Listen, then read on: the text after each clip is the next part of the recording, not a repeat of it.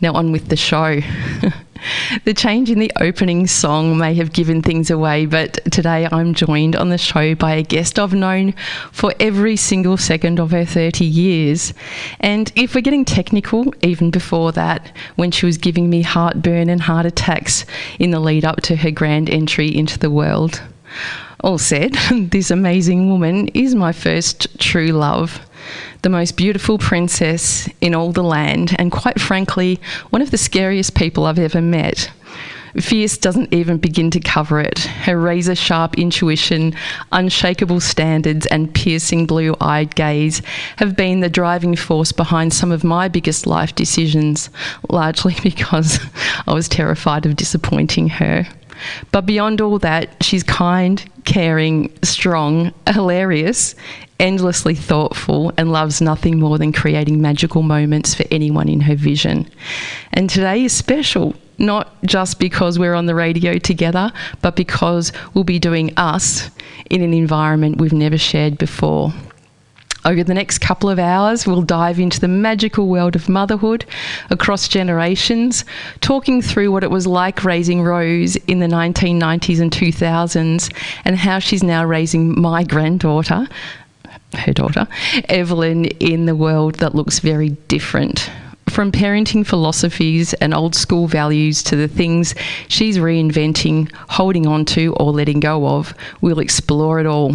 Plus, we'll reflect on our own relationship, what's shaped us, and maybe uncover a few surprises along the way. There'll be laughter, some crying, which I've almost already done, and definitely a few Kath and Kim references, no doubt some Kings of Leon in the breaks. She's one of my favourite people in the world and the mother of the most talented, gifted, beautiful granddaughter that ever walked the earth. Please welcome, for the first time on my radio, my daughter, my first true love, and my boss from day one, Rose Wintle. Wow! Finally. Cripes almighty, what an introduction that was. That went on for quite a while, didn't it? I absolutely love that. Oh, Rose. Oh, this is just so emotional right from the get-go. So I'm not apologising for potentially crying all the way throughout this. But I usually start by talking to my guests about how we met each other, or how are you crying too? Yes, I did get a little bit teary. Do you want to have a crack at describing how we met each other? How we met each other, how we know each other. Well, it started with your dad and I. Do you want to talk about that? No, not really. I think we know how it all works, don't we? Well, I don't remember how we physically met each other, but I mean, like, it feels a bit funny. Like, how do you know your mum? Like, you're my mum. We kind of are the same. We are the same person, really. Yeah. No, it's a...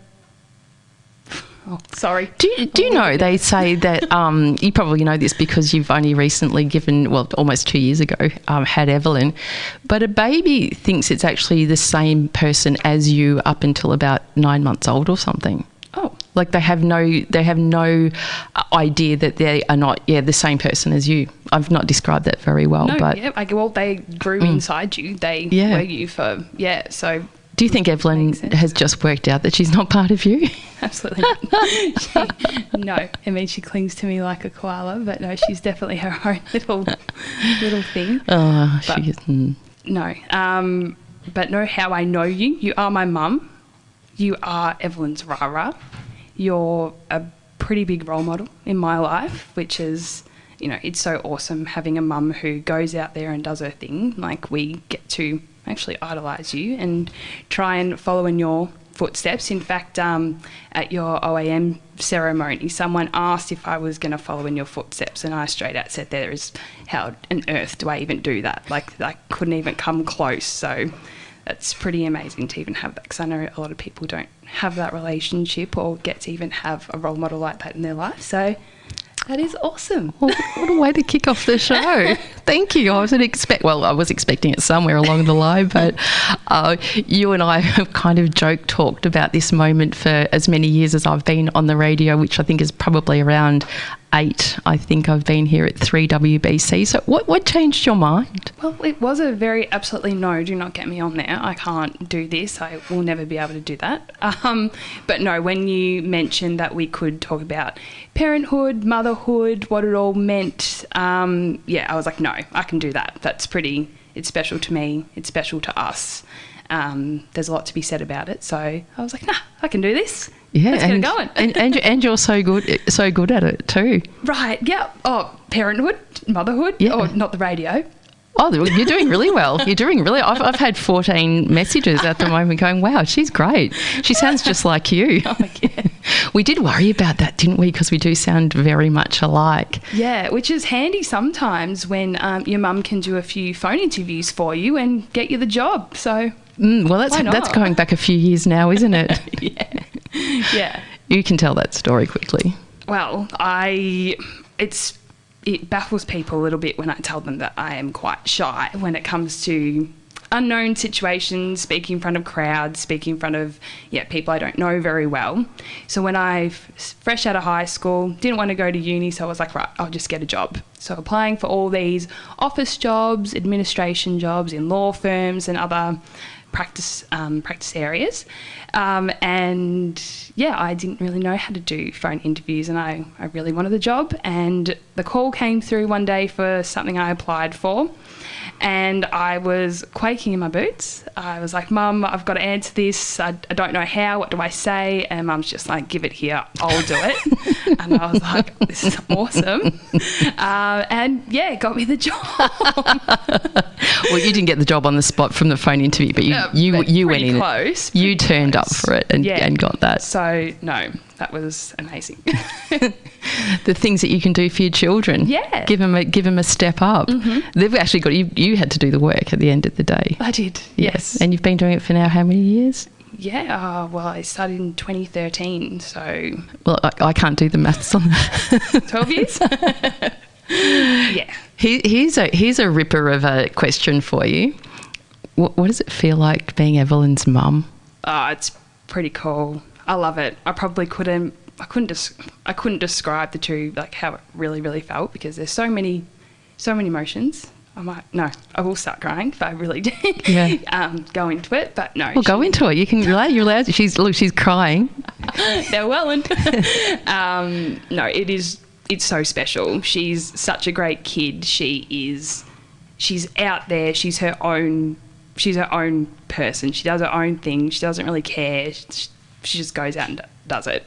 It's quite amazing watching her in situations where there's so many kids around and they're all a little bit cautious, a little bit scared, and she just gets in there, does it, and it's just so nice then watching the other kids just follow because they think, oh no, that's okay, I can do that. Someone else has, set the tone. It's really special. We were at the Knox Community Festival, which was knockout. It was amazing. They did a great job. But there was this full-on production happening on the centre stage. There was all these people watching, maybe a few metres of space between the people and the stage. And then Evs gets up and bolts. I'm like, oh my God, here I go. I'm going to have to run after her. Toddler. No, she just bolts to the front of the stage, does her own little dancing and just, in her own little bubble. And then there was this little girl on the side that wanted to do it. She didn't really want to do it. And then off she went and the two of them were dancing together. It was just so special. I love those little moments. I love seeing that because there's so much of you in her that, to this day, there is not a person I know in the world who doesn't help others like you do. You really do. You turn up for anyone and everything in any way you can think of, often putting others before yourself, which is, just amazing to watch. And anyone that's in your life is very lucky. But I like to think, I remember when you were only about 4 months old, and Tom Jones, for those of you listening in of my vintage, will know who Tom Jones is. But Tom Jones, for some freaky reason, happened to be at Southland here in Melbourne. So I'm taking my child to see Tom Jones. So I got myself right to the front. How did you know he was at Southland? I don't know, because I didn't even know Southland existed probably. I'm from the east. Still around, right? Yeah. So I got there and I held you up like this in front of the stage and I said, that is Tom Jones. Women throw undies at him, and I did have a photo of it, but I don't know what happened to it. I think I've seen a little photo back in the photo printing days. Yeah. Yeah. But I think, you know, those sorts of things, when you're exposing your child to as much as you can, like you and Josh do with Evelyn, it really does, number one, helps you much later in life with confidence. You say you're not confident, but your confidence is different to mine, obviously. Yes. Yep. I'm pretty shy as well inside, but I think, you know, we'll talk a little bit more about that in this show, just how different times of parenting these days, there's a lot of focus on technology and, you know, putting a lot of pressure on kids to be better around technology. But at the end of the day, it really comes from, you know, how you parented from the get-go. But I want to just rewind a little bit, because for those people that are listening in who don't know us, won't know that we come from a fairly unconventional kind of background. I think I started the unconvention. Very proud of that. But so here's a curly one for you. Even though you and I are as closely related as anyone can be, we each have different family structures. Mine's very small. Can you tell me about yours? Oh, I've got family. Yeah, it's big. It's got a fair few branches. Like, do you want me to explain who people are, or just you might want? They might not want to be named, but you can go for your life. So, Mum and Dad obviously had myself and my brother George, and then Dad got remarried, and he went on to have 2 more kids, Cheeks and Henry. Who I'm so close with both of them. Cheeks is about to turn 21. Hate's just got his licence. He turned 18, got his licence. That is huge. And Dad and I got married when I was quite young. So then I also had Nay helping raise George and I, as well as her own 2 kids, which is pretty cool, having a stepmum that can even do that, because, you know, there's a lot of stigma around stepmums and how they can be quite horrible, but absolutely not what we were given, and it's amazing. And then Mum partnered up and had Rory, who probably most of your listeners do know. And their Mum's partner had 2 children of his own, one of which who I am extremely close to. If anyone's seen Grey's Anatomy, she is my person. We are the Meredith Grey and Christina Yang. And then she has a little girl who is my niece, Tilly Rose. But then whilst I do have that family dynamic, then I've got so many close friends that I would call my family as well, and I would call on them like my family. I'm so fortunate to have you all. I think you all, I've got aunties and uncles on my, no, I have 0 uncles. Do I have any uncles? See, this was a question you might not know that. Because what would you say to people tuning in? What's the secret to having a positive kid experience in a deconstructed, blended and constantly evolving family? Because there's even more branches that you didn't think about, like even Rory's got 3 nieces. Yeah. So he's got Evelyn and Tilly and Ruby. So Ruby's also part of that structure as well. Yeah, and I do see her quite a lot. Yeah. I don't. I think it's just how you take it. Like whilst George also has that similar family structure, how he sees it would be so different to how I see it. I don't know why. I think it's probably because of you, Mum, and Dad and Nay, how they raised us, that I'm just very family orientated. Like I would always choose my family to do something with. It's just so easy, so effortless. It's just fun. You're always going to have a good time when I'm around my family. I love it. Do you know there are times though you might see a similar kind of family setup where there's a lot of ownership over children? There might be ideas around, who gets the most time with kids, or when relationships break down, it can be quite destructive. Yeah, quite scary. And I think, we all put a lot of effort into, I know definitely, Rory's dad and I put a lot of effort in, and so did Rae and I, in making sure that we were good with each other. And even with Evelyn now, I mean, Rae is Evelyn's other grandmother. Yeah. And I have so much joy in sharing that title.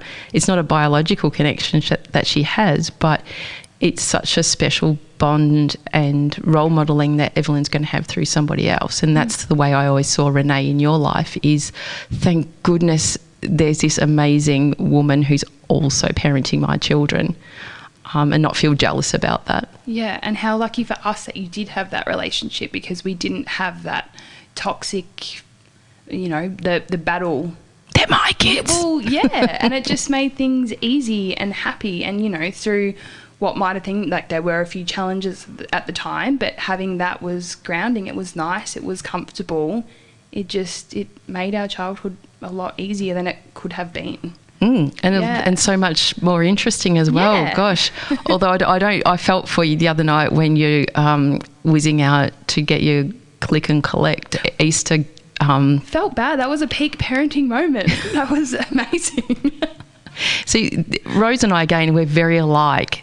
But the difference is my style of parenting is cut every corner you can find. Rose's is finding corners, staple them, and get them into plastic pockets as fast as you can.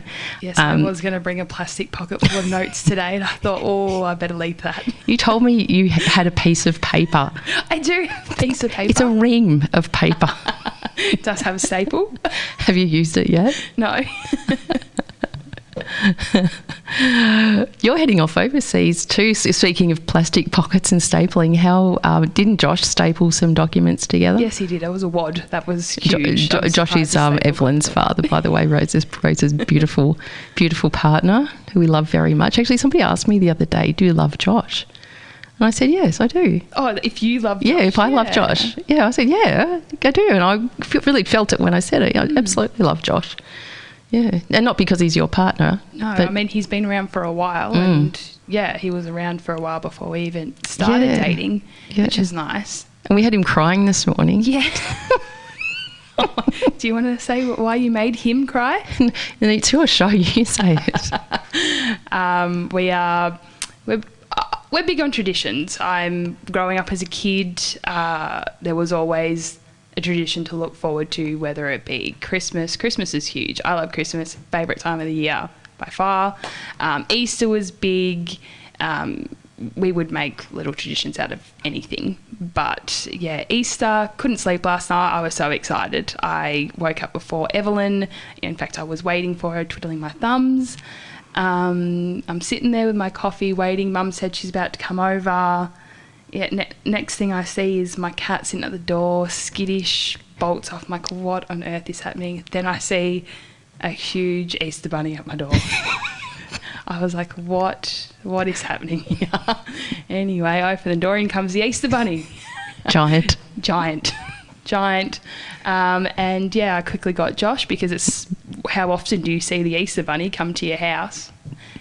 Josh was crying in hysterics of this Easter bunny in my house. Who was? It was me. I had sourced, and I must give a shout out to Community. We love Community here. Being a community radio station at 3WBC, I reached out into mine on Saturday morning. I had this great idea. I'm going to dress up as the Easter Bunny and scare the crap out of my kids and my granddaughter. And as the universe turned for me, there was one just up the road in Blackburn South. These very kind people managed to drop the price significantly to fit into my no Easter budget. And so if they're listening in, thank you so much for your kindness, because what your kindness has done in the community has spilled over to creating memories for our family. So, geez, it was hot though. We didn't have the aircon on inside either. It was so hot. It was very fun though. It was a very sweet idea. She loved it. Sweet. It was more than sweet. It was a whole undertaking. It was a whole undertaking. Speaking of more traditions, we do love family. and I'll probably start crying because I generally do when I start talking about George, because he lives in London. I love that he lives in London. We are so incredibly proud of what George is doing over there. Yeah. And you're going to see him soon. I know.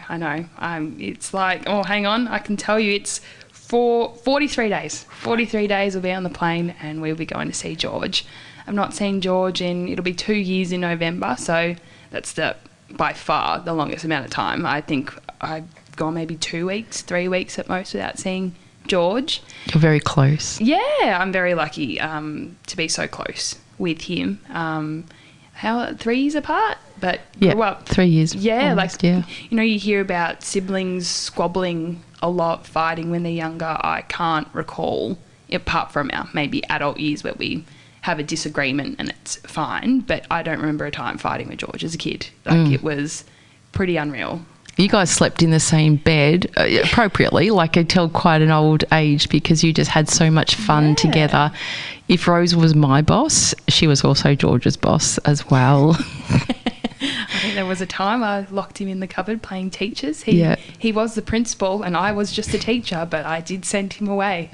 And I did find Mr. Harris asleep on my my shoes in my wardrobe sometime later. Go parenting. But are you at all apprehensive about taking an almost 2-year-old on an aeroplane for more than 20 hours? No, not at all. I think the experience of seeing him, like George last saw Evelyn when she was 3 months old, and now she's just over a year and a half. So I think the moment of seeing him again is just way bigger than being nervous about flying with a kid, wondering if she's, going to scream the plane down for 24 hours. What's the likelihood of that? Yep, likely. But I think, people keep saying to me, like as soon as I say I'm going overseas, is Evelyn coming? Yes. Oh. Are you nervous about the flight? No, it's the smallest moment of the trip. Like, how could I be? It's just, I'm so fortunate to even be going, let alone, like, I don't know. I just don't want to dampen it at all. Or how people say, she's so young, she's not going to remember it. Why would you take her? Like, no, it's my experience with her. I get to tell her about it one day, show it to her one day with photos. Sure, she might not be able to remember, but I think all these experiences will shape her confidence. By doing something overseas might open a door for her to do something else. I have no idea, but I think, it's just so important to expose her to all these different opportunities, experiences, big or small. Josh and I actually took her to Tasmania when just after George left to live in London, and we went to Cataract Gorge. Josh and I go to Tassie all the time. Went to Cataract Gorge, stunning. We took her on the chairlift, and I was, how I am. Oh, Evs, look over here. She's tiny. She doesn't know what I'm saying. Look at the whatever it was. And this lady on the other side, the chairlift going past us, and she said, your baby's not going to remember this. And I'll keep PG, but I wasn't happy. I can get pretty fiery, especially when someone says something about my family. And I turned around and said, well, we will remember this. Like, why is it just for her? Good point. And she didn't say anything. She just looked away and she kept on going along on her chairlift ride. But it's so unnecessary, and it's not, it's not easy, especially in this day and age for Josh and I to even go on a holiday like that. Like, it's just, why even, I don't know. I didn't love it, and I don't like that comment. Like, why bother taking your child? They're not going to remember it. Well, I just feel sad for her more than the anything. Lady. Yeah. I mean, what people don't know about your unconscious mind is every single thing that ever happens goes into your unconscious, and we use it. It's like this big data pool that you're constantly pulling from. So whether you remember something implicitly or even explicitly, it does shape how you are. And I was always big on adventures. I love Victoria so much for that, raising you and George with, back then very little resources to be able to just show you so many things. And I think that's what I find our family's all about. It's about showing each other stuff rather than just telling. And I think I thank you for that, because whilst when we were little, you doing that for us, we didn't feel like we're missing out on anything. We thought we got the absolute works every 5 seconds. And it's not until you become an adult you realise, oh, maybe if you were struggling or you weren't struggling, or, you know, you're just trying to make a beautiful experience, you did just that, and it will. Remember, we used to go in the car wash as an excursion. Well, that was great. You didn't know what colour that car wash was going to be, did you? The rainbow car. I was saying that to Owen, who might be tuning in the other day, because I was in the car wash talking to him, and I said, I used to take the kids as an adventure, and we get like an ice cream or something at, back then it was 7-Eleven. Yeah. Oh, and it was the Quicks. The Quicks. Yeah. Yeah, and get an ice cream and sit in the car in the rainbow car wash. But it was so much fun. Yeah. Yeah. Or the surprise pickups from school, or it's the simple things. It really is the simple things where you're just so present and just with each other that really makes That's the key, isn't it? Being present. Yeah. And we're going to talk about that later on, especially when we come around to technology and things like that. Technology is here to stay. It's part of our evolution. It's amazing. It keeps people connected. It's got so many good aspects to it. So we're going to talk a little bit more about how, what is active parenting? What is active loving as well? You know, how do you actively love somebody as opposed to just tell them? Although we are big on cards too. Passages. Bibles. Gosh, yeah, get the book. Hey, Rose, now it's time. Because can you believe half an hour of the show's already gone? Wow. No, I can't actually. Yeah, Miss Nervous. How are you feeling, by the way? Yeah, I'm easing into it. Yeah. It's fun, isn't it? Yeah. You could just sit on radio all day. I don't know. My phone's buzzing a bit, so I'm sure that's all great feedback. But you sure they can hear us? Well, I hope so. I don't really know if we're even on air, so that probably has happened before. But this is the time where we play my game, which is the very special guest song request. You are the special guest, and it's a moment's break where I have a bit of fun queuing up a song from your selection, and you have to guess from my very cryptic clue. Yep. What do you mean? Here we go. Like, they can be very cryptic. It could be the song title, the artist name, or any other loose thread that I've decided in my head at probably 3 o'clock in the morning. Okay, you ready? Yep. Now, it's got to do with a brother who is very dear to me. A brother? So it could be the artist or the band. And if you think about brothers that I really love that aren't related to us. Oh, it's got to be Kings of Leon then? That's the one. So it's King of the Rodeo. That's it. That's the one. And that is my connection through to Leon Gans, if you're listening in, which you never do, but love you anyway. But when we come back, let's have a chat about comparing the generations and conscious parenting. How about that? Sounds great. So don't go away. We'll be right back. You're listening to 94.1 FM. It's 3WBC. Well, welcome back. The time is just 32 minutes past 10 and you're tuned into 94.1 FM. It's 3WBC with Rae Bonney, joined by none other than my daughter, Rose Wintle. Hello. She's also a legal assistant, mother, sister, partner, cat owner, homeowner, niece, auntie. The list, frankly, is endless. So, Rose, did your life stop when you had a child? Absolutely not. It just got bigger, better and more purposeful, I would say. In the break, you were just saying what really grinds your gears is the amount of crap that people told you before having Evelyn that your life was going to end in so many ways. Yeah, and I think, when you were pregnant, saying, you're going to, you prioritise things a little bit differently or things look a little bit different, but your life certainly doesn't stop. Like, I would get a lot when I was pregnant. You're not going to be able to do that anymore. You're not going to be able to go to the football. You're not going to be able to just do spontaneous things. It's going to take you 2 hours to get out of the house. Well, no, I think mine and Josh's lifestyle is very spontaneous. It's very on the go. We don't sit in front of the TV a lot. We're always out of the house. We're outside. We don't sit still. So I don't think that was ever going to be something that changed when Evs came along. And it boomed.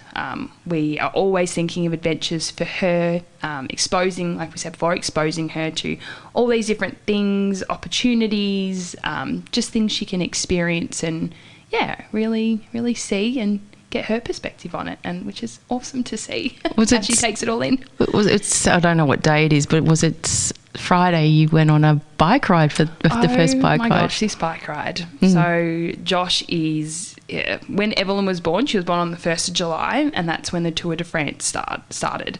So because we were up through the night when she was up, we would just put on that on the telly because that was kind of all there was to watch. And Josh and I really got into it. You don't have any streaming services? Well, yes, we do. But anyway, that was the thing we did. And then from that point, Josh is like, well, I'm going to become the next Pogacar, of course. Josh, he's one of those people who just does something and he's really good at it. So, of course, he was going to be good at bike riding. We've been talking a little bit about taking Evelyn on a bike ride. So Good Friday was the day we did it. We went down to Warburton, hired a few bikes. Josh is like, do you want to get an electric bike? I'm like, no, absolutely not. We'll be doing the traditional bike riding. What I didn't appreciate was that Josh wanted to ride 50 kilometres that day. Did he tell you that before? No, he didn't. Mm-hmm. So off we went on the bike ride. It was all great. And then I think it got maybe an hour into the bike ride. I'm like, are we ever going to stop? Because... I need a little break. But, even though I wanted to stop seeing Evs on the bike, she was so excited. She raced into the bike shop where we got the bike. She ran up to the man, asked if she could use a bike. She's a chatterbox, this one. So she goes up, asks for a bike. The man gave her a helmet and her little hands clenched. She does that face where everything, she just doesn't know how to let out her energy. She's just holding herself together, gets on the helmet, and she was good to go. She was so excited. It was so fun. It was amazing. Some singing along the way? Yeah, there was Old MacDonald. She was on the bike with Josh on her little seat at the back. So, they were singing Old MacDonald most of the way. She was giving Josh back scratches, cuddles. So, I think I got a bit jibbed out and I just carried the lunch. How's your downstairs department today? Yeah. Yes, not great. It's getting there. Just on a side note, you talk about, those early days with Evelyn, and Evelyn was not known for her sleeping, nor was she known for her... happiness. She cried a lot. Yeah, she did. And slept not much. No. So what I loved about Josh is that he picked up something like bike riding to help him manage his own energy as well. I mean, Josh needs to expend energy to manage his mental health, and I think that there are so many other ways that, people just feel that they don't have permission to go and do something for themselves in order to be a good parent. And I think, Saturday, whenever you went bike riding, Friday, is an example of how that is now spilling over to Evelyn as well. So I think a lot of parents who play that martyry role of can't do anything, can't leave the house, can't. You can. It's such an expectation, isn't it? Like, you need to, if your baby does this, you need to do X, Y, Z. No, you can act. And I feel like I was a bit guilty of that. When she would wake up through the night, I felt like I had to stay in her room in the darkness by myself until she went back to sleep. No, why would I want to do that to myself? Like, I felt like I may have tortured myself a little bit just listening to, like, it wasn't a cry. It was full on screaming till she'd make herself vomit kind of thing. It was, it got pretty full on at some points. But I think having an outlet and your own time, especially for Josh, amazing. And like you said, it reflects on Evelyn. She's so happy because we're always so happy around her. What got you through those times? You. Oh my God, I was very, very fortunate. Again, having the family I do and being so close, I had mum there every second I needed her, whether it be at 5 a.m. in the morning because some people were coming over, and she just would sit there, hold Evelyn, or I say, hey, I'm coming to stay for 2 days. I'm loading the car up now. I'll be there in half an hour. Yep, sure, no worries. I had my aunties would come over with food or just sit with Evelyn while I had a shower. Dad would come every Friday with a hot chocolate, 2 potato cakes, demanded I get in that shower, and he would just sit there with Evelyn. My brothers and sisters, Alex. George ran away though. Good on him. George ran away pretty fast though, didn't he? Rude. Yeah. I know he'll be making up for it for 3 weeks, won't he? Oh yeah. Yeah, the support, amazing. Yeah. I fortunately had a lot of friends who already had kids too. Yeah. I have great friends. They're so real. So I could go to them and just be like, what the hell is going on? They'd give it to me. They wouldn't say, everything's going to be fine. You know, it's just what babies do. Oh my God, that infuriates me. That's just babies. No, give me an answer. It's not just babies. No. Oh. Yeah. So whilst it was really, really hard, it was also so easy with all the support I had. I think that from a perspective of I'm your mum and I'm the grandparent or the rah-rah, it was sort of, I was really glad that I was able to establish a perspective that it wasn't my job to help you parent Evelyn. My job was to look after my daughter, and that made it really, really clear to me that that intense, fierce love that I have for you, that was for you because I mean, you're just such an amazing mother, and I really respect that you parent differently to me, but no less intensely. And I don't know if that's the difference with us or the difference in the time, but I love just being able to parent you and be your mum. That's really nice as well. Every single time you see me, you always give me the first hug. You're there to see me, and that's so nice. Like you see all these videos of when someone's grandchild is born, they rush to the baby like, oh my God, the baby's here, and the mum's just like, whilst it's such a beautiful moment, like your parents meeting your baby for the first time, or just it's the best feeling in the entire world. But you're always there to see me. Like you push Evelyn out of the way, you make a fuss like, no, I'm here to see Rose, like I'm here to see your mum, and you give me the first kiss and cuddle, and it's awesome. I love that. Oh, so I love doing that. Oh gosh, it's it's you. I don't think for my love for you guys, I'm always excited about seeing you. Doesn't matter if it's when I pick Rory up from school or you're coming over, or when George phones. We maybe you and I were in the car yesterday, and I was showing you that thing about when my son calls. Oh my God, my son's calling! My son's calling! Drop everything. Something's wrong. No, it's not wrong. I'm so glad to be able to feel that parenting pool which you have as well. But you being born in 1995. A bit different to the world we're living in now. And look, I'm a fan of evolution. I'm not one that goes, oh gosh, the times now are terrible. I think they're amazing. But what do you notice is the most different thing between how you were raised, say, like maybe about the world, and how you're raising Evelyn? Well, it's definitely the technology. Like insane. We didn't grow up watching TV all the time. We were always outside. We now have Netflix, which is right there. We have a TV with every single channel under the sun. We have toys that speak to you. We have so much of that. And then I also think that we also, seeing all maternal health nurses and how, I guess, medicine's developed, seeing more things, learning more things with what we have access to. I don't know, like things aren't as simple. Like, like taking Evelyn to the doctor because she wouldn't stop crying, that's just babies. I would get that a lot. But then it's like, oh no, she might have this, try her on this medicine. She might have this, try her on this medicine. But I don't know what it was like for you, what you had access to. Was it more simple because there wasn't so many options, like allergies, for example? Like I feel like everyone has an allergy these days. I don't know if I was too young to realize, or if it just wasn't I'm not sure if medical research has caught up yet with the effects of, so many things like processed foods and stuff that, are just becoming more and more prevalent as the decades go by. I'm not sure if there's something in that as well. Again, I'm not a research scientist, so I don't, but I think that there are definite changes there. Look, all my kids were perfect, so I can't really comment. Apart from that, Rory. No, love Roars. Yeah, no, well, I remember. No, I probably won't go down that path because it's a whole story. But you look at your kids, and sometimes I look at Evelyn's face and go, "Far out, you're so beautiful." But then I might look through another lens and go, "You're actually quite grubby." It's actually a very interesting face that you're making there. I think we'd kill our kids though if we didn't like them. You have to just instinctively love them. Yeah. Oh, how cool is this? I didn't realise, but the firstborn daughter looks like their dad when they're born because of back in the caveman days. Yeah.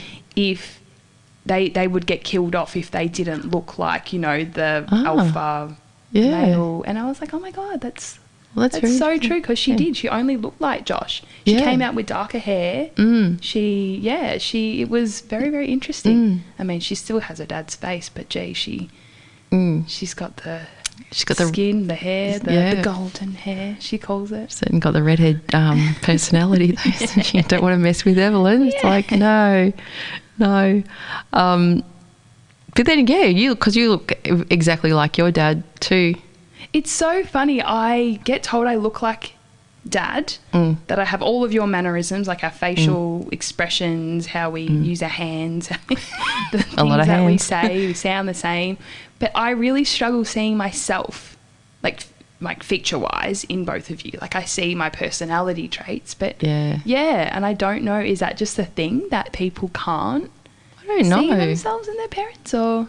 I actually don't have any photos of me as a baby, so I see so much of you in Evelyn. Like look at her face and go, oh God, there's Rose, and then I say, oh, there's Josh, or sometimes you'll see George in there, or Rory, or or it's like Cheeks, those mannerisms, like we were talking about. Oh, she reminds us so much of the boys because of her like little feet tapping or whatever she does. Like it's but it's interesting, isn't it? And how we observe. But it's such curiosity about your kids though, isn't it? And I think that's something that I wanted to focus on today is I think human beings, we are curious beings, but I think technology has, how it's evolved since probably smartphones have come in since 2009, that attention spans and curiosities and even kids' ability to be bored is now becoming really compromised. Because they don't know what else is out there beyond. Well, it's a lot to do with dopamine and, how our dopamine gets activated. Dopamine is a driver, it's a key driver. So if I wanted to drink your drink over there, it's my dopamine that would enact for me to drive myself to go and pick that up. And then I would drink it and then I would have another effect of dopamine as well. So when, you're getting this constant dopamine like overload all the time, say on social media or on your phone or even just your phone dinging, and kids don't have to be bored anymore. So you're constant, that's why, they've constantly got their phones in their faces. I really feel that as parents, it's a parent's responsibility not to keep kids off phones, but to show them a whole range of other things as well as, because phones aren't going away, technology's not going away, AI is not going away, and they're all wonderful things if they're used properly, but role modelling, showing your kids all the other things you can do. I think to a degree, like parenting, I don't know if you agree with this, but parenting is probably as hard as you want to make it. Like some people think it's so easy, but what are they doing? Are they just like staying at home, chucking the telly on, or, are they going out and doing all these things? They're letting them have those meltdowns in the middle of a cafe and not just saying, please stop, please. They're allowed to express themselves. They're learning things for the first time. Let them have it. I don't think anyone's going to really remember a child melting down in the cafe for 2 minutes. No. I don't think it's going to be that impactful. I think, the newborn phase, I didn't love it. It wasn't, everyone would tell me, oh, you're going to love the newborn bubble. It's just, hated it. It was, I'm sorry, hate's a very strong word. I don't use hate often, but it was very, very, very difficult. But I cared so much. It looked relentless from where I sat. Oh my God. I cared so much, and I wanted to give her the best of me.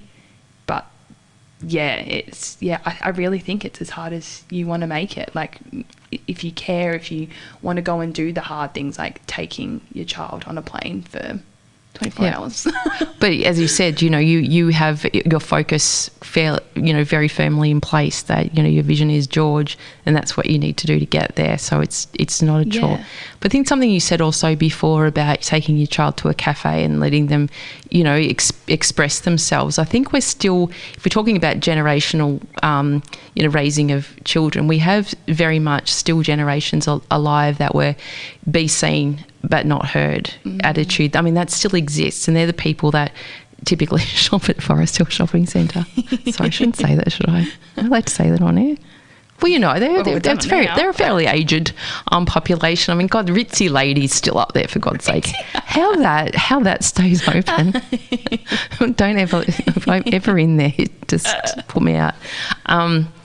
But yeah, you can't blame the way that people are conditioned in their generations, that they would look at something like an expressive 2-year-old and go, oh, you should really keep her quiet, because that's how they're raised. And I think we have to be respectful of generations, that whilst we are raising our kids like that and we should not repress them, we might have a conversation with that person and say, hey, I'm sorry if that is disturbing you, but this is what I'm doing with my child. Yeah, and to be respectful, not to stop your life and say, oh, well, I can't do that, because they might have a meltdown. Or turn around and say to that person, that's not nice. No, it's not. We're nice people. We're kind. That's why. Always be kind. We are always kind. Be nice. But there is, I think we have to be respectful. Yeah. What about, I know this will be very different, you to me, what about the whole going back to work after having a child? Because I know that you went back to work quite early. I went back to work quite early in comparison to a lot of my friends, or the average time is like a year, isn't it, that people take off? What was it like for you going back to work, well, especially with me, and then having 2 kids and doing the same thing? I think for me, I had very limited choice, because I was a single parent with both you and George, and I had to, but I think I was very, very firm in my resolve, because I didn't have role models ahead of me or people ahead of me telling me what to do. I had to make everything up for myself, that any employer that I had, I would arrange my employment around putting you guys first. So I always picked you up from school, but you both went to daycare. But that's where a lot of those rituals and traditions started, because I needed to spend those active, loving, caring, nurturing times with you, not just for me but for you guys as well. And so I think it was easy, because I was the only decision maker in all of that, and I was firm enough in my resolve to know that my work ethic would carry me through to do amazing work in my job, as well as take care of you guys. I mean, I'm really lucky that I've got loads and loads of resilience and energy, and I see that in you. In fact, I did have a question for you about that, because I know that possibly, people that you work with are tuning in and watching what you just described about those early days with Evelyn just being so relentless. You went back to work with that same scenario, often no sleep, and I know from your employers that they probably wouldn't have noticed any change in your work ethic or your ability to deliver over and above expectation. How do you do that? Well, first of all, thank God I do have work ethic. I mean, you and Dad and George are the 3 hardest workers. I think I know, like, amazing that I managed to pick that up. But gee, the people I work for, Paul and Suzanne, I don't know if you're listening, but hello, Paul and Suzanne. They made it so incredibly easy. They welcomed me back. They made sure they were both there, present in the office, because now we have a working from home policy after COVID. So they. You're crying again. I might. Yes, it was really, really hard. It was going back to work full time with a 5-month-old. Or 6-month-old, sorry. it was, they were always present. They were present for, I think, at least 2 months. Like every time I was in the office, they would make sure they would be there.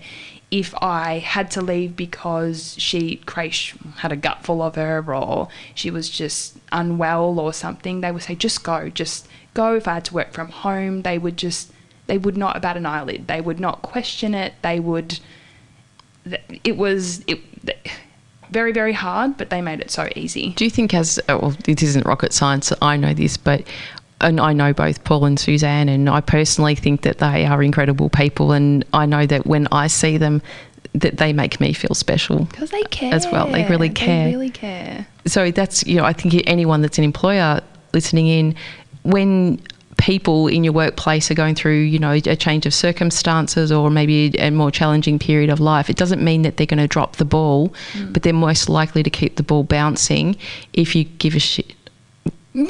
You slipped up. I thought I was going to slip up. If you care. If you care, which, and that's the feeling of being cared for. It's not being told, it's not being sent a fruit basket or, a movie voucher. It's actually really, really caring and turning up for your people so you get the best out of them. Yeah.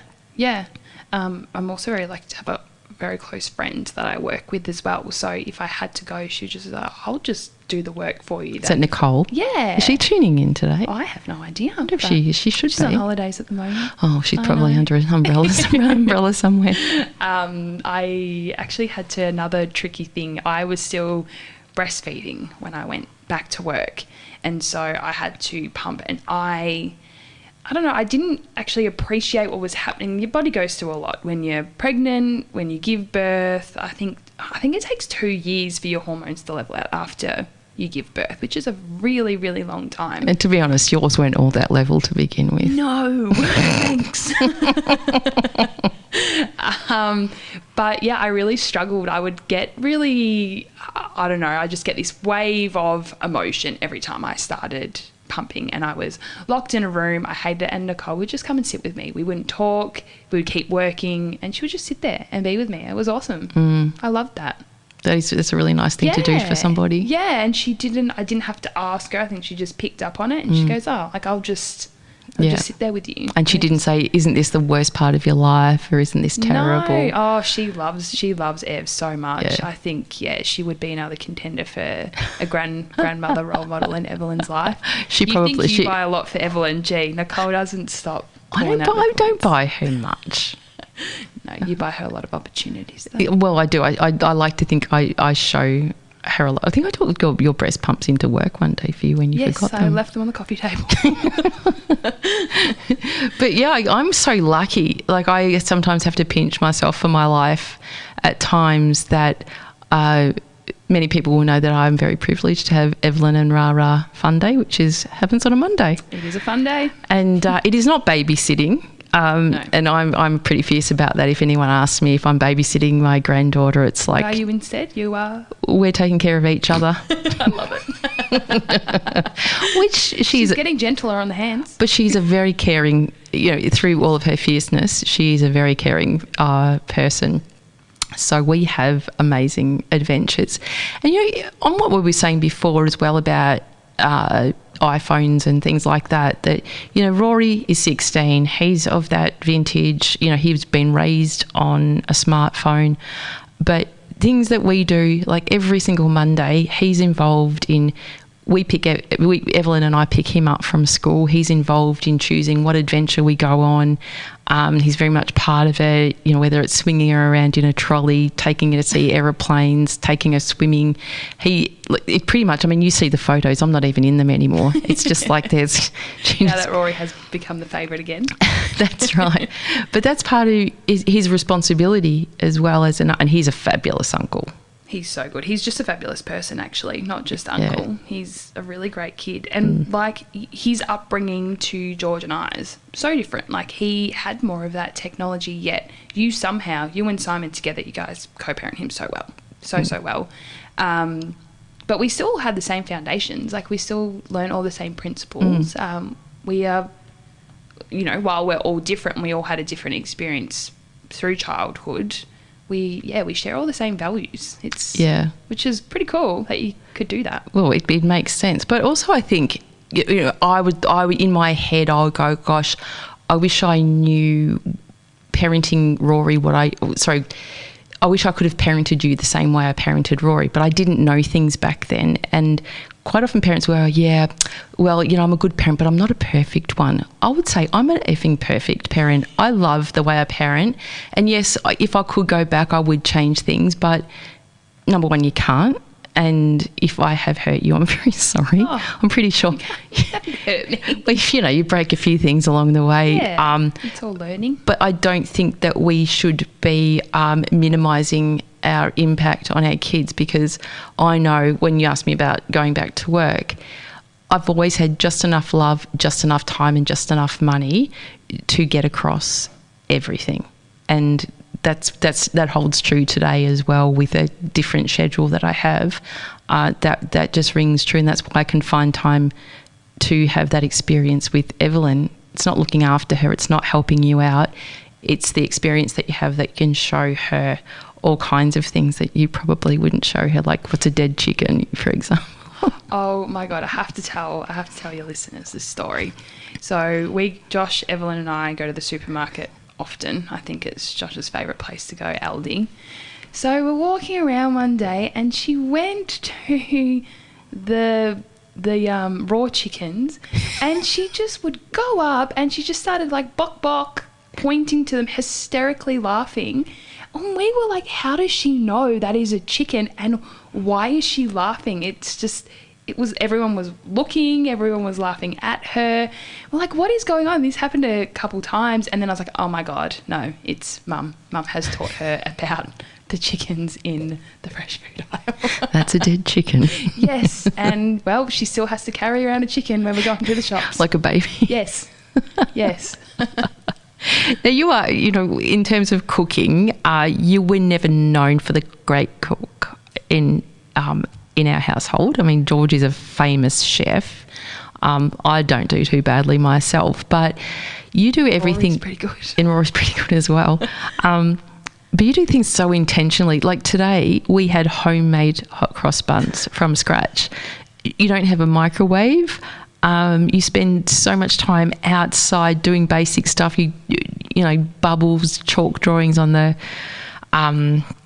pavement. Today the Easter egg hunt happened how many times? 3 or 4 times. You've got into moon gazing. Why are these things so important, raising Evelyn? I just think going back, it really is the simple things that you can just be so present. Like it's just us, like nothing else. Like there's nothing else in the background. I quite often don't even have my phone in these moments. We're just... Oh, well, can I just say that, look, I know that I can't... There are hours in the day where I wouldn't even bother calling you because I know your phone's not even near you because you're with Evelyn and you're totally focused. Yeah. And Josh is the same, totally focused. Well, being at work all day, we both work full time. It's just you don't see her for 12 hours and then, well... Yeah, it's just why would you be distracted by anything? But it is achievable, isn't it? It is achievable. Yeah. We don't live in this day and age where it's all about technology, because I think you guys are absolutely amazing standout examples of, yes, you like technology, but it doesn't rule your life, nor does it impede you from being really intentional parents. Yeah, I'm quite lucky as well with that. We've got a pretty good midweek routine. Josh drops Evelyn off to creche with me, then he drops me off at the station, he goes to work, and then he starts early, so he finishes earlier, and then he'll pick Evelyn up and then they'll meet me at the train station, then we go home. But quite often he'll take Evelyn to the park before he picks me up from the station so they can have little dad-daughter time together, which is so special. She loves her dad so much. She does, yeah. But then it just means that when I get home, Josh, he does all the cooking. Like He's a very good cook too. Rarely ever cook dinner, so we also don't have that traditional household where it's me doing the cleaning and the cooking and the everything and the juggling of Evs as well. He just lets me be completely with her while he cooks dinner for us. Yeah, which is pretty lucky. It is good balance. Sometimes I complain if the steak's a little bit too tough and Do I shouldn't. you? I know I shouldn't. It's so bad. I know. But he doesn't question it, doesn't ever ask me to cook dinner. I don't know if that's because I'm bad at it. It could be. Yeah, it could be. Yeah, I don't know. But we have learnt to bake. Yes. And Evs gets into it. Yesterday we baked Easter cookies for the Easter bunny. We've done a pav for my Easter lunch today, and we gave the hot cross buns a go. Yeah, they're all right. Yeah, I know they need some work, but your cakes. If you want a celebration cake, phone Rose on 555-795-555 and get one. She's amazing. We've gone right over the break time, but I did want to mention about the enormous noise before we go to the break about the recent Netflix hit Adolescence, which is the third most Netflix series that's ever been watched. Oh, really? Yeah. Wow. An amazing piece of art, from the acting to the way it's been shot. It's a remarkable watch. But it's not to be confused, though, as a policy-making piece or a teaching tool in schools, which it has become, especially in the UK. You know, I think from my perspective, adolescence is a pretty stark reminder for parents to become more curious and interested in what their kids are doing, not hypervigilant. I mean, I learned that when George was young, you just don't barge into your kid's room. No, you don't want to do that. So, you know, with Rory, I'm very respectful of his space and time. But just with a few questions, though. Just a bit of knocking, you know, a bit of noise. But, you know, I don't want to blab on about this too much. But if anyone's really interested, check out a guy. He's an evolutionary psychologist called Will Costello, and he's produced years and years of research into the world of incels. And for those of you who don't know what an incel is, it's the movement about involuntary celibates. And a lot of in the show that's supposedly about incels and their behaviour does not measure up to the research at all. So go and find out for yourself. Watch the show. It is not an example of what's really, really going on. 13-year-old boys who come from that kind of background generally don't go and do what this kid is depicted of doing. But again, it's a good watch in terms of just reinforcing how much we need to be spending time with our kids, like we've just illustrated. So we didn't get through hardly any of the questions, but we can go back to them. But I love the music so much, so we've got to play it. You ready for the next very special guest song request? Yep. Okay, so here's your clue. Now, there's a couple of clues in this one. Something you might do very fast if you had a spider on your hand. Oh, Shake It Off, Taylor Swift, isn't it? Yes. Is that a good one, though? Yeah, that was good. In fact, I thought I walked into a spider last night and I was doing a bit of shaking it off in the driveway. So get it Swift. Pardon? Swift is the speed in which you get it off. Oh, okay. And shake it off. Yeah. Clever. Yeah, and some people who love spiders might not want to do that, so don't nitpick me on it, but... It's just a game. It is just a game. It is just a game. So when we come back, Rose, we'll talk about. We've talked about actually that. Or look, let's just talk about something, shall we? We've only got 50 minutes of the show to go. So people, don't go away. You're listening to 94.1 FM. It's 3WBC, and here's "Shake It Off" by Taylor Swift for Evelyn, I think. Yeah. Oh, welcome back. The time is just 10 minutes past 11 and you're listening to 94.1 FM 3WBC with Rae Bonney, and I'm having one of the best times ever with Rose Wintle. She's my daughter and now an accomplished radio star. Today we're running around the playground of parenting, about to jump into some more specifics of her experience. Rose, you mentioned in the break that there's a lot that you're not told about becoming a parent or becoming a mother. What are some of the things that you weren't... Did I not cover everything? Is this a dig at me? No. Oh, my God, I didn't think about that. Look at me. Oh. No. I think everyone's experience through conception, pregnancy, early stages or all stages of parenthood are so different. It doesn't matter if you've got the same sort of child or not. Your experience of it is so different. But I think what I didn't quite appreciate is how difficult conception and pregnancy is. conception isn't easy. Doesn't matter just because, if you conceived us relatively easy doesn't mean my experience would be the same. One go every time. Well, it wasn't the same. It was pretty hard. It was very traumatic. It was difficult. But, whilst it felt pretty crap going through all of that, it led us to Evelyn, so nothing else really matters anymore, does it?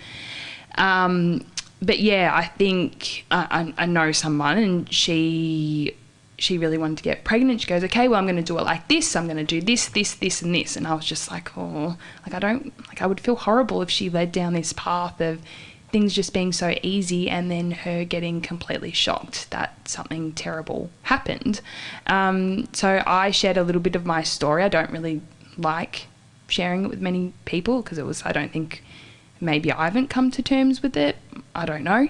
But I shared a little bit of it, and she was just like she was completely gobsmacked that could even, I don't know, that was a thing. And I was like, oh, that's really sucky that people do need to share, their journey of conception a little bit more, because a lot of people are so naive that it is so easy. And great that or it even is easily fixed with IVF as well. Yeah, and IVF, I have such great respect for people who go through IVF, because that is a journey in itself. It's watching one of my closest friends go with it. It was so time consuming, so much effort, and to go through this whole process for it maybe not to even work, like that's crazy, isn't it? Crazy. Oh, the expense, but also the pressure on relationships as well through, the hormonal kind of invasion that occurs. Or to even be told you need to go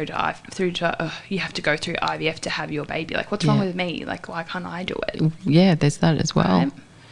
Yeah.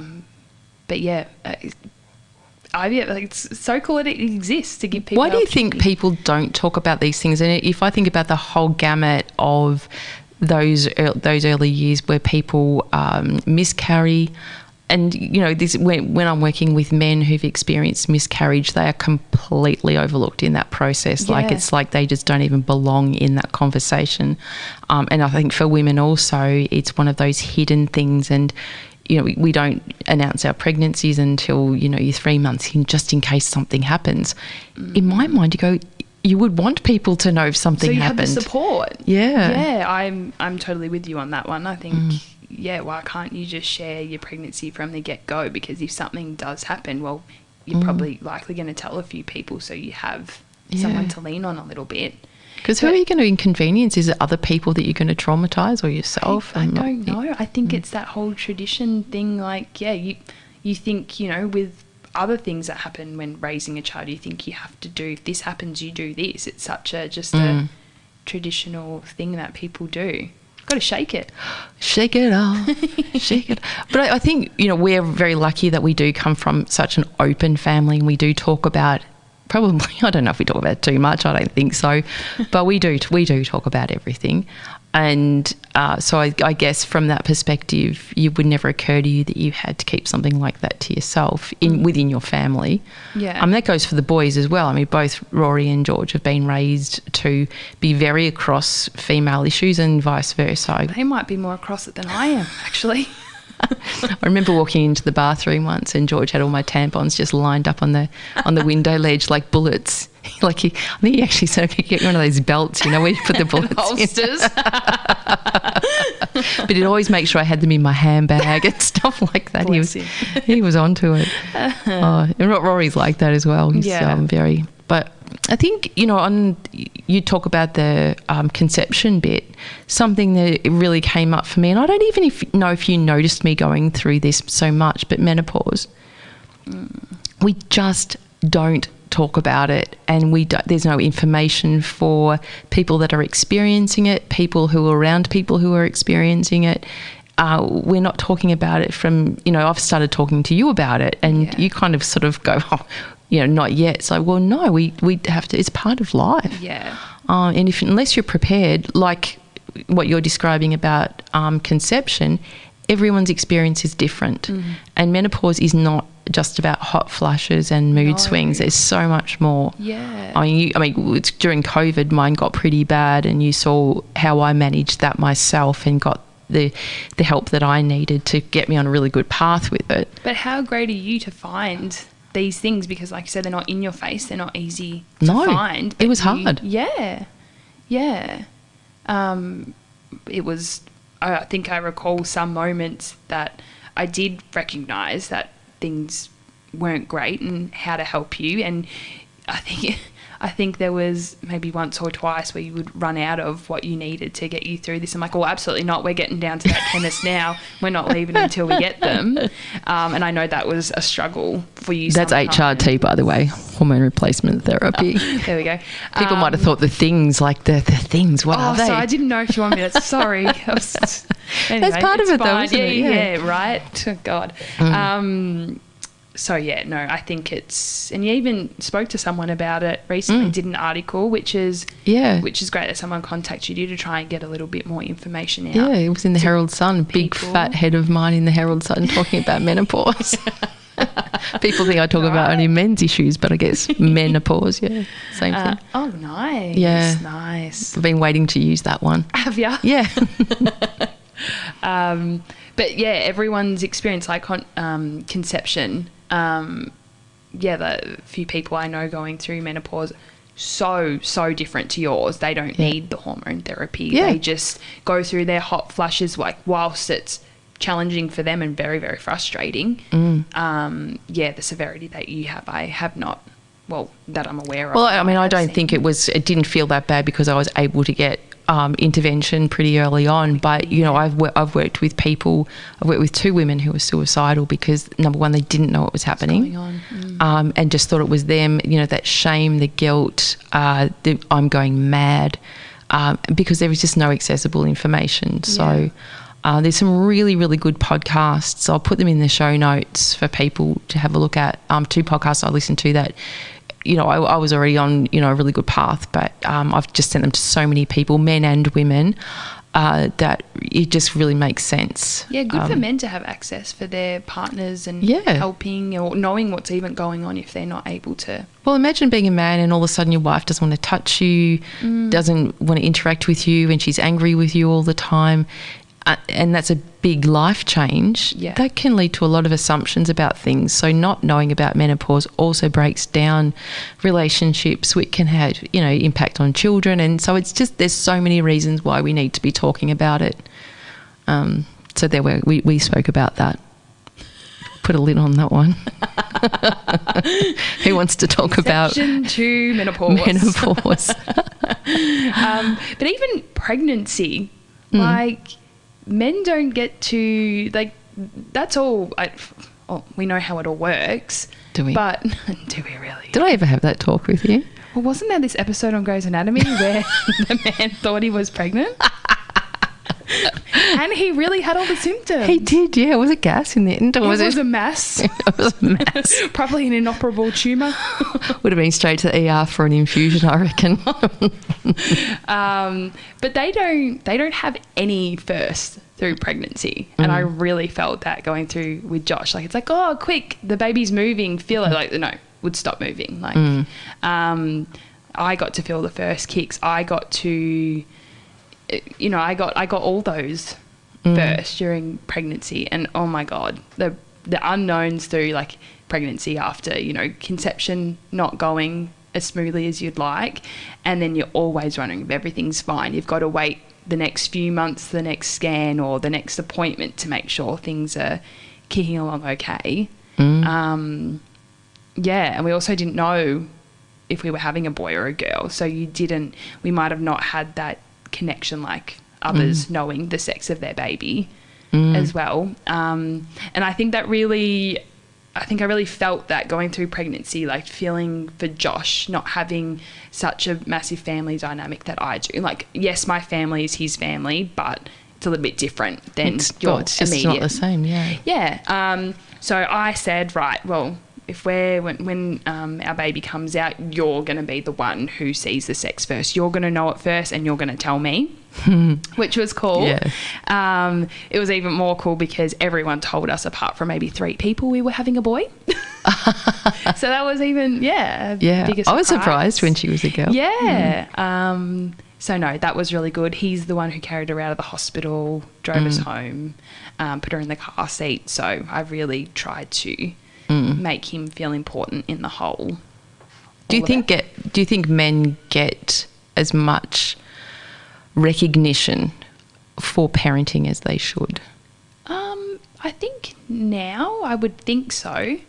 Yeah. And I mean sort of like the assumption is that your child's better with the mother than with the dad. Like, you know, if you were to say you're here now, would people say, oh, where's Evelyn?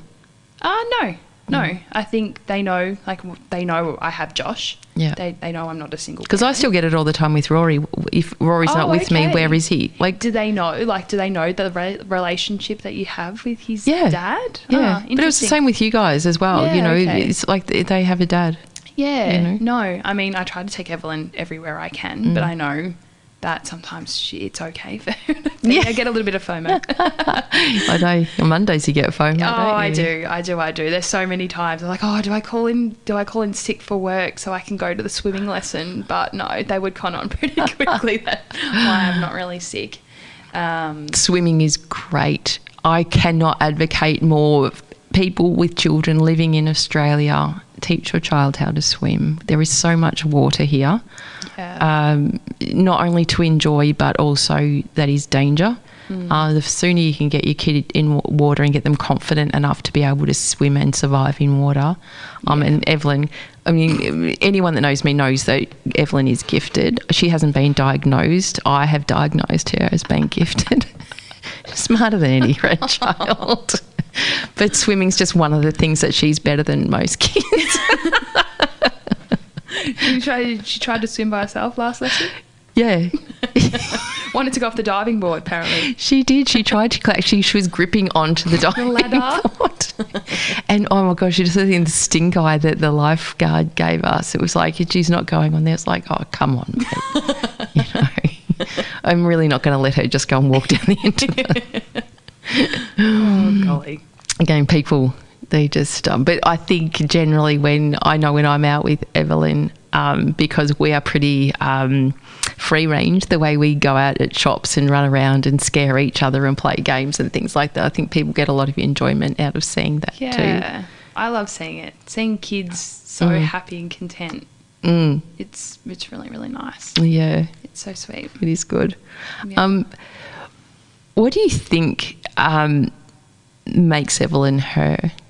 Oh, gosh. I think it's just, well, it's got to be her environment and everything that's around her. Like, she has the Evelyn and Rara fun days. It's going to shape her if I have to get a sledgehammer into it. Yeah. Well, she gets that one-on-one time with you. She doesn't have Josh or I around at all. You're there when she wakes up in the morning, and then we leave in that 2 minutes that you arrive. So there's no real time for. And we throw your breakfast in the bin and get our own. No, we don't. We don't. I love cooking for Ebs. She also goes to creche 4 days a week, so that's a whole other environment where she's got they're her own people. They're not yours, they're not mine, they're not Josh's. That's her place. And then we do just about. And she's formed some really significant relationships, hasn't she, from a young age? She has. She when she was a baby, because she was so difficult to calm, she really gravitated to this one educator, so much so that I think the creche got assessed for something, and I think just like a procedural assessment. And the assessor asked if Evelyn and this educator were related because they had such a strong bond. Dingo's got my baby. I know. I was like, gee. Evelyn's been known to call another educator mummy because she likes them so much. Jealous. Yeah. No, he's taken her out of there quick smart. Yeah, I'm pretty sure she's Evs is the creche bully. She's quite feisty, and I think she puts kids in their place when they would come close to this educator, which got a bit problematic, but we're working. We've dealt with that. So it's nice. It's not a huge creche, which I really, really like. She loves all the kids there. She knows them all by name, which is pretty amazing. Considering there's a lot of new kids and the other kids leave because they get too old for the certain area. But no, she loves it. What do you think about the, because we did talk about this in the car at some stage, because we're always in the car together, about pro childcare as opposed to a parent staying at home full time? Yeah. I think there's pros and cons for both. I think creche is fantastic for, again, giving them their own environment where they make that's their own experience. We're not there. None of their family members are there. Well, unless you're lucky that someone's the educator there. But anyway. I don't know if that'd be lucky.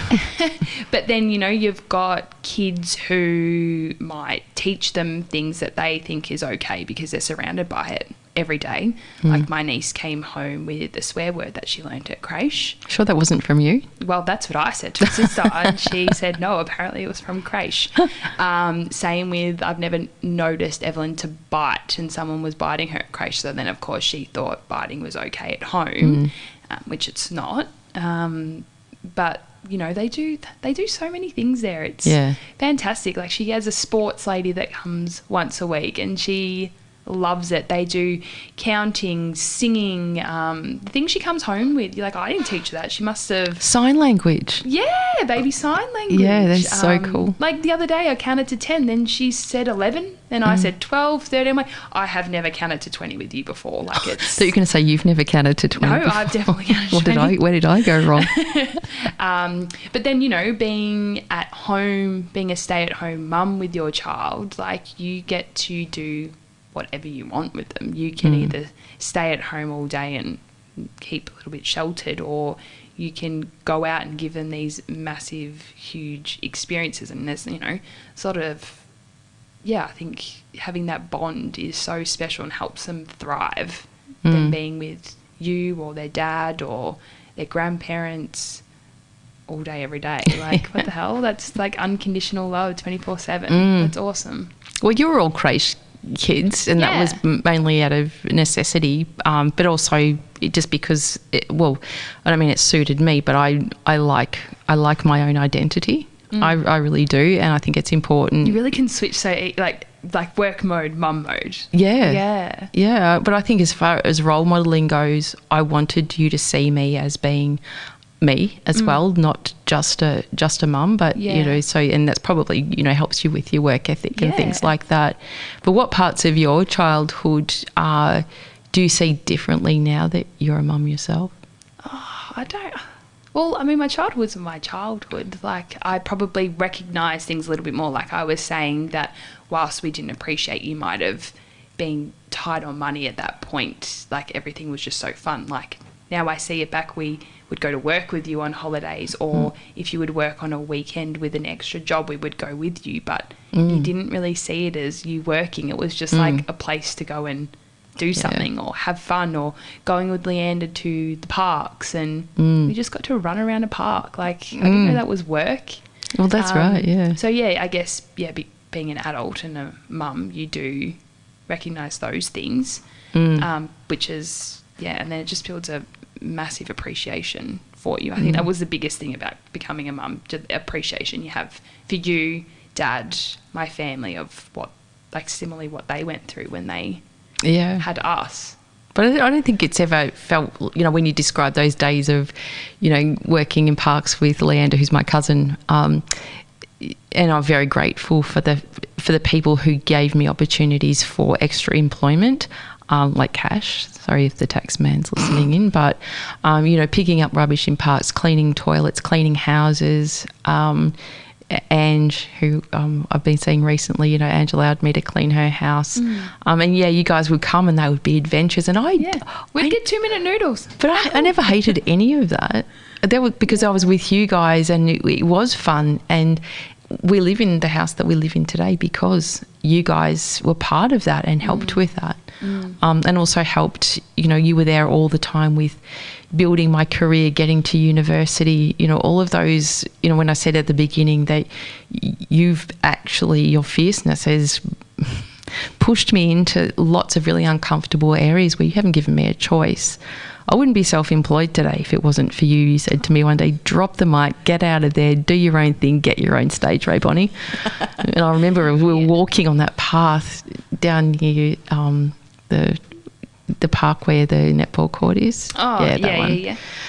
I'll never forget that, and just feeling that pressure of I have to do this. It's so scary though. It's the unknown, and it's so easy for you didn't make it sound that scary. It's just like, just do it. It's like, okay. But it's so easy for other people to see it for you. Like, you've got all this stuff going on. You're thinking way outside the box. You're very good at assessing risk as well.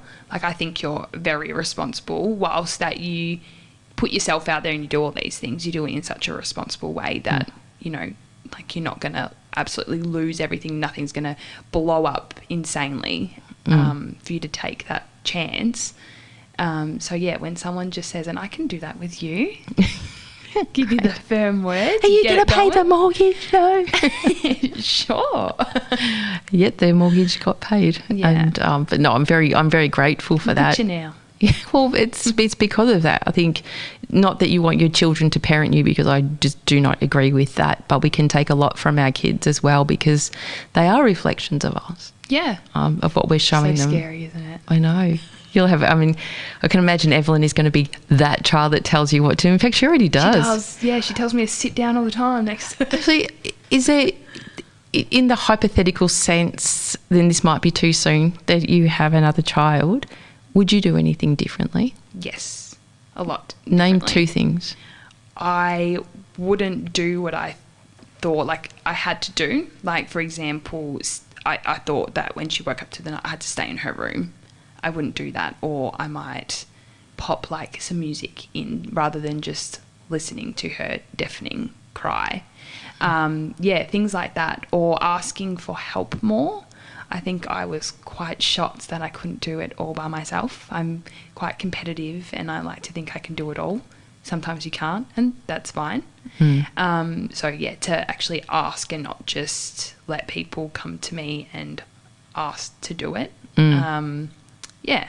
Letting people, yeah. Yeah. I mean, I know that I was there a lot for you, but I know there were distinct times where you'd be carrying a baby, bags, shopping, a few other things, and I go, oh, just let me put that in the bin. No, I can do that as well. It's like, okay, cool. You do that and I'll just be here. But they're good things to learn though. Yeah. So, yeah, I think I would, definitely do things differently. But then you also don't know if you did have another child, what that child would be like either. Well, it's, who knows? No, I know. Perfect like all the rest of them. Now it's time. We've got 25 minutes to go in the show, so we better go and do this third special guest song request break. Rose? Rose? So this song contains a word that we always write in our cards. Oh, it's Forever You and Me by the Teskey Brothers, isn't it? I love this song. Can I tell you a little bit about it? Because it might be a little bit in line with today. Yeah. So I went to the Teskey Brothers concert and I've been wanting to go for ages and I always seem to just miss out. Anyway, I got there and I love this song. It's awesome. And then they played it and he did a dedication. So this song, I think, was dedicated to his mum. Yeah. And he was just talking about, before he sung, just the appreciation he has for his mum, any caregiver, aunts, uncles, grandparents, just what they provide to kids. And it was really nice. And I definitely started crying because that was Evelyn was only little when I left her to go for this concert. Wow. And it was just a ripper. It was a ripper time. Oh, fantastic. What a great story. Yeah. I don't think I heard that one, but anyway, how appropriate. You're listening to 94.1 FM. It's 3WBC. Don't go away. Well, there you have it. Welcome back. You're tuned into 94.1 FM, 3WBC with Rae Bonney, and you're listening into one of the most structured, swear-free conversations I've ever had with my daughter, Rose. We're going well, aren't we? Yeah. With the no swearing. Yeah. She's here to teach me all the things I should have known about parenting, but was born too many generations too early. I'm actually quite... interested in my generation because, I'm writing a book at the moment, and thank you again for that support as well. But really sort of delving into the late 60s when I was born and the early 70s about, you know, the influences and the things that we didn't have. And, you know, it was very much painted as this golden era of childhood where you could just ride around on your bikes till night time and everything was safe and you never had to lock your houses and all that kind of stuff, which is to a degree true. But then there was a real lack of safety as well that we see, you know, especially in my work, in working with men of that generation who were exposed to so many dangers through no supervision. Mm-hmm. Back then, I'm not saying that was everybody, but, you know, we do paint this sort of picture that things now aren't like they used to be. They're like they are now because human beings evolve. That's what we do. We F up 80% and fix 20% at all time, I think. Which is kind of true. Yeah. But things that haven't changed, Rose, I find you are such an voracious reader to Evelyn. You've always loved reading. You've got so many books. I think I got her first library card when she was just 2 seconds old. 2 seconds old. So she's been a library member for a long time. And but what about books did you find, especially in her early months, years? Yeah. I love that time we got to have together. Like, she would sit on my lap. She would be quite content. I don't know why, but she just gravitated to books. I mean, we had them around. I don't know if it was the pictures, if it was the type of books, if it was just because I was so relaxed doing it for her. But yeah, it was the fun thing to do before we said goodnight, before she went to bed. And we are talking maybe 5 to 10 books a night. It wasn't just the one. It was every book we had just about. But yeah, I love seeing her be so happy. And then as we got reading the same book more often, she'd get more familiar with it. She would turn the pages for me. She would point things out. It's just special. I wasn't a huge book reader myself. I really tried. I just could never get into it. And I thought... That could have been my fault for not doing what you do. No, I just think it's just the way things happen sometimes. You know, just because you throw a kid into sport doesn't mean they're going to become a sportsman either. No, but you look at how she is now and, you know, she knows what things are, especially animals. And we haven't spoken about that yet. But... and going back to that woman on the lift in Cataract Gorge who said, and she's never going to remember anything. It's stuff like that go into that whole gamut of, you know, all of that reading that you would have done with her in picture books. Yeah. Would be feeding her imagination now. Yeah, and it could even be why she's such a chatterbox. Like, she talks so much. It's impressive. And you and I hardly say much. Well, it's hard to understand. Mute around her. Yeah, don't give her a We space are a family of talkers, aren't we? I mean, George, Rory, none of us. Gosh, Rory and I get into sparring when we're talking. You need to break it up sometimes. Yeah. It's just too much on a Monday night coming home from work. But I think, yeah, that's such a great thing that you do for her. What was the thing that you were just going to say then that we were going to talk about? Oh, animals. How important is it for your child to grow up with animals? It really is. We've always grown up with animals. We got Craig. How old was I when we got Craig? We were at the Box Hill house, so... Yeah, George was a baby. George was 1, I think. Well, yeah, there you go, 3, 4... Craig was a cat, a grey tabby cat. You'd often take your friends home and be like, oh, we've got to feed Craig. No, Craig is a cat. Craig is not a person. But behaved like a person. Oh, he was just, nothing will come close to Craig. He was a person. He had such personality. We didn't take him to the vet. He was outside a lot of the time. He would come back with wounds, sleep it off for a few hours, and he was good to go. Yeah, and I think if we probably didn't have that, I probably wouldn't maybe love animals as much as I do now. And it's so, so insanely nice seeing Ev's relationship with animals. Yeah. Our cat Toby, we've got 2 cats. We have got Toby, who is a British Shorthair, and his personality is so cool. He's like another little human. He tolerated Evelyn for quite some time, up until now, where she pins him to the ground and gives him a bear hug. He's just, no, please, Ev, so I need to get away. Well, I saw her do the other day. He was just laying there like a doormat, but he just took it. Yeah. And then we have Ed, who he's, I don't know. Ed's scared of the Easter Bunny. He's... Literally. Yeah, that's what caught my eye with Easter Bunny this morning. Ed just doing a skits run. But yeah, every time we take him to a petting zoo, she's in there. She's trying to pick up every animal. She lets chickens peck seed out of their hands. I've never quite seen it like this before. A child just not fearful of them, because I mean, you don't know what they're going to do. They, you know, chickens flap their wings about. Goats, a goat tried to ram her. She thought it was funny. Yeah. So no, that is it's great. I like seeing it. My dog Vincent, he's a French bulldog, and you get them together and they just relentless, egg each other on, don't they? They've got their own secret little world, because Vincent's been really protective of Evelyn since she was a tiny baby. And he's very protective and loves how much food she gives him as well. So I think there's a bit of a special thing that we don't really understand that goes on with them, but but doesn't she love to say Vincent pushed me? Yes. Who pushes who? A good boy. Now, I just want to mention also that, you know, we've covered some themes today that could bring up feelings for people. Even though we think they're okay to talk about, sometimes, you know, it can make people feel all kinds of stuff. So if you do feel uncomfortable with some of the conversations we've been having today, please remember help is always available. Here are a few support options available in Australia. Lifeline, the number there is 131114. Suicide callback service is 1300 659 467.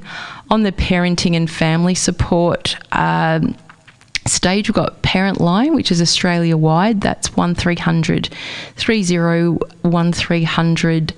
Panda, that's the Perinatal Anxiety and Depression Australia organisation. Amazing work they do for men and women. 1300 726 306. There you have it. What are you most proud of, Rose? In life? It could be, answer it how you like. I'm quite proud of Evs. I'm very proud of the relationships I build with people. I think I was saying to you the other day how all my friends are so great, and you made a comment saying, well, you did that. You're the one who bought them. I'm going to start crying because I mentioned Evelyn, being proud of Evelyn. Oh, God. Yeah, I think they're, definitely my relationships. Her, what I built with Josh, like, we, you know, sometimes you're like, oh, we can't do that because we can't afford it. It's like, no, we own a house. Like, we're going overseas. We can just walk out of the house and go and do whatever, whenever. Like, something to be pretty proud of, isn't it? What a beautiful thing to say about yourself, though, as well, that you mentioned you in there, which a lot of people can't do with such humility like that. And it is so true, because what you bring to people is just, again, I've never seen anyone like it. And that's not because you're my child. It's just because you are just so uniquely you. And I remember learning when you were a teenager that, you know, every individual person has their own stuff. Just because you're the parent doesn't make your child like you. And somebody reminded me, it's not my job to make you into who I want you to be. It's my job to help you into who you already are. And that was just a game changer for me in all my relationships. And I think you do that so beautifully with Evelyn, that I probably didn't do as much with you when you were born, because I didn't know. But you help her into who she is. And that's so wonderful to watch. And you do that with your friends as well.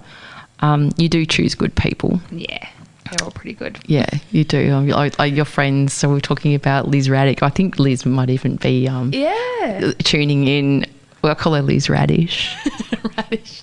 She's a good one. It was just her birthday recently, actually. Of course, yeah. But we were just saying Liz's kindness and her turning up for people, and especially you, because not a lot of your friends turn up just, not badly, but you can be relied upon. You're the person that's relied upon to get stuff done. But she's just one of those people that's... Just happy to be there. Yep. We've actually, Liz and I, I'm big on Christmas. As really? you know. But Liz and I, we've had a tradition for a few years now that we go do a Christmas tree, like just Christmas light hunting around the neighbourhood. Yeah. And it's so special because now Evs is on the ride with us. So it's really, I love that. Yeah. One of my favourites.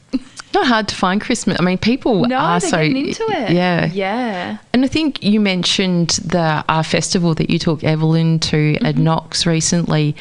But what would you say about... I mean, I know for me, relying on community when I was raising you and George especially, when I couldn't take you on overseas trips like Rory gets... You got Dramana Caravan Park. Hey, there was nothing wrong with Dramana Caravan Park. No. But I really relied upon, community to provide that kind of stuff. What would you say about what community provides? It's free and accessible and great. Yeah, there's definitely a lot out there. I think sometimes it can be a little bit hard depending on the council you live in to find it and see it. I'm a part of so many, I did it when I had Evelyn, but joining so many notice boards on Facebook, and they're constantly, advertising the Knox Community Festival, which was insane. It was so good, and everything was basically free. I spent, I think, $5 on chips for Evs, and that's it. We were there for hours. And I think that going to maternal health nurse appointments, like being conscious of looking at the notice board and seeing what they're advertising to. I know, they might not have a lot of money to be able to do all these things, but definitely, there are definitely lots of free things out there that you can do, but looking for it can be a little bit tricky, I find. What would you say then to, another reason that technology is great in terms of connecting people to community, what would you say to people listening in how to sort of get around that and get more visibility? I think joining your local notice boards, if you are on Facebook, What do you search up? Or just say if I'm in Ferntree Gully, so I just did Ferntree Gully notice board. Okay. Like you're kind of finding your friend on there, and so many different things came up, and I just joined them all. Yep. Or just going down to your local town hall, and there's usually like a notice board there, or just even a quick Google search, like free things in your suburb, and they will likely to come up. I've taken Evelyn to a few things that I've just found on Google or have come up in your local library. The library's a great place for that kind of stuff, especially free things like toy exchanges. And I didn't know about the toy exchange. It's fantastic. I've still got that toy that I got from the walker. Which Evelyn still hops in every now and then. But people that aren't on social media who, might not want to be on there for personal reasons, go to your local council website as well. They will have everything on there that's happening, what's on in Melbourne, what's on in Victoria. Those websites also provide really comprehensive lists of different kinds of things you can get involved in. There's so much. There is. And I think if you're wondering where your tax dollars go to, or even if you're wondering, you and I were talking the other day about, how we go about doing due diligence in voting. And, and I said, you could go global and look at what's happening globally in the world that affects us, or you can go to your community and say, well, what do I need in my community, or a bit of both. But I think that's what's, conscious voting is about, what is going to serve my family generally, and what is going to, hopefully serve your country as well. Yeah. And that is coming up. When do people need to vote? I told you, make sure I don't forget. Start of May. Yeah. Does George have to vote? No. You sure? Think so. Well, he's still an Australian citizen, Oh, true. Yeah. We better get onto that one. Yeah. Better send him a. See, I'm going to FaceTime him in the bunny suit you're later. Terrify him. I can't wait for. Hopefully, Rory's not listening in, because I'm going to dress up in it again and just be laying on his bed, like lounging. Oh God! Please film it this time. Don't get the thumbs on it and not record. Hey, coming up in May on my show on the 18th, I'm going to be joined by this guy. He's brilliant. Jonas Christensen. He describes himself as an unshakable optimist, author and one of Coronium Intelligence's Global Top 100 Innovators in Data and Analytics. So basically AI is his thing, but we're going to be talking about how AI can be brought into a wellbeing space. And I have so many examples of my own. I use AI all the time when I'm working with people, especially if they're distressed and they can't put words down, like they may have to go into a meeting or they might have to write a report for police. You know, I'll just get them to speak their truth into my phone and I will be able to compile them a report. Yeah, AI will sort that out. So there are so many great ways you can use AI. It's not what it's all, you know, people that are catastrophizing this is the worst thing ever. It's like anything. Make it the worst thing ever if you want it to, or use it, you know. It's just the way of the world. I think people, you got to just to adapt and roll. I must admit, I'm not fully aware of the whole AI world. I haven't even used any aspect of it yet. I mean, I've only heard about it. Well, I've got to start knowing about it because it's going to, I think, play a huge part in probably a lot of different things. Well, it's coming into my workplace. Well, in your workplace, probably, Yeah. But I think we can choose, though. Oh, of course. There's always a choice. You can do things your way, and I think this whole amazing show we've put together today really underscores you doing things your way. And again, I'm so proud of you for doing that and doing it in such a conscious way that is about you, but it's about your family. And families have been around since day dot. Yeah. Well, and if you don't really like your family, you can always go and make your own. Your own family? Yeah. How do you do that? Just collect people. We've collected people. Reg. Oh, dear Reg, yeah. Anyway, that's a whole nother show. But speaking of gratitude, and I'm not even sure. I can see somebody in Studio One. Not sure who it is, but anyway, I think it's the divine Paula Hogg rolling out an entire lazy Sunday afternoon of music and banter before the football comes up. So I know we're I was going to say televising the football, but that would involve a screen, wouldn't it? Yeah, we're not really up to that. Yeah. Look, somebody's coming on at 12 o'clock. I don't know who it is. But I'm also very happy to share that all of my shows are now available for listening anytime, anywhere on Spotify, iHeartRadio, Apple Podcasts, and their original home at YouTube. Now, your final special guest song request is going to get a very short play. But before we say goodbye, it is hard for me to find the words of gratitude and pride that I've had for you being here with me today. You stepped so far out of your comfort zone, and for this, I'm gobsmacked. Thank you. You made it so easy for me. Oh, yes. We're going to go and have a massive fight after this, by the way. As soon as the buttons, I was like, weather. See it on 60 Minutes. But, you know, your trademark humility, your style, your grace, your optimism, everything about you is just so admirable. And I'm glad you're my daughter because you just add so many things to my life, the way you include me in being a grandparent. The reason I am a great grandparent is because you make me one and you allow me to be one, and so does Josh. I know that as well. So is there one more thing that you would like to share before we go to your last song? Oh, jeepers, you've really put me on the spot here.